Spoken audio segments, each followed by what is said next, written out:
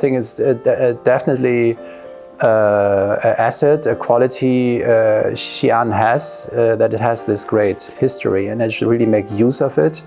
And I see no problem to combine it with modern developments and high tech, and thinking of how do I build up new urban developments like a high-tech zone. I think, as you said, if you want to attract people also from the outside, I think this mix is especially important, that because people, should they move to a place like Xi'an, they expect, of course, not only to have a good job, but they want to, with their families, which probably also will join them, they want to experience a good life here, and this means culture, this means the possibility to enjoy the city, its history and the people.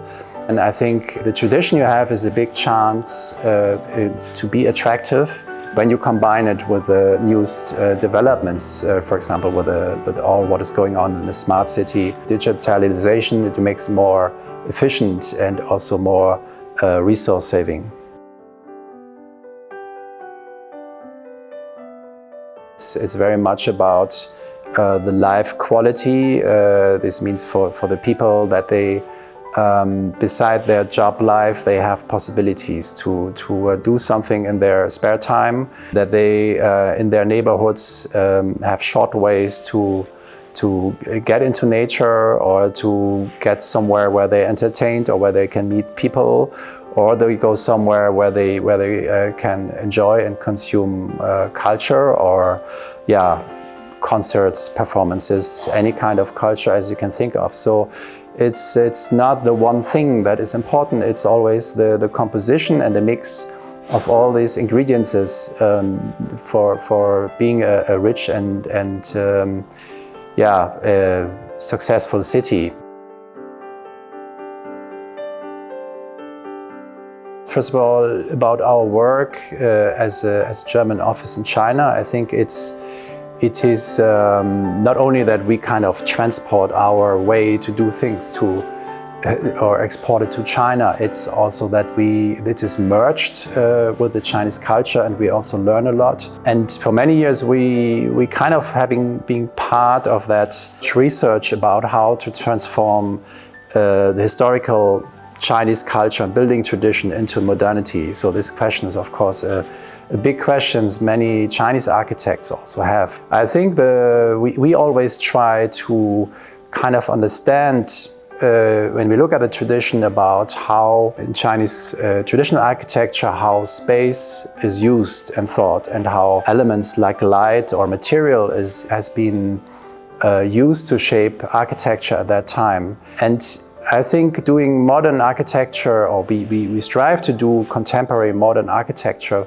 but based on this kind of thinking of how to use the space. In China, for example, there's a culture of indirectness, how you move through a space and so on. And these are things we take up, so our architecture is modern and contemporary, but it also refers to the tradition, but not in a too obvious way. It's not about copying or something. It's more to understand the essence and transform it into something modern.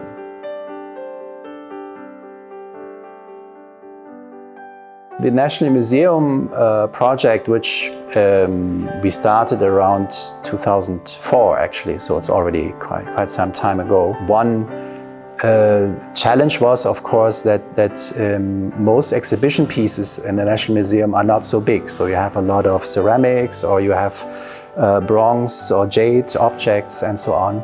So how to bring people, visitors from a very large scale surrounding like the Tiananmen Square to these small objects. This cannot happen too sudden. So a very important idea of the museum is to step by step bring the visitor to the art piece, and we choreographed, or we arranged the pathway of visitors in a way that they go through spaces that become more and more human scale, and when they see the art piece itself, then they are in a much more intimate surrounding together with the art piece. So this was a very challenging but also a very, very interesting thing to solve on that museum.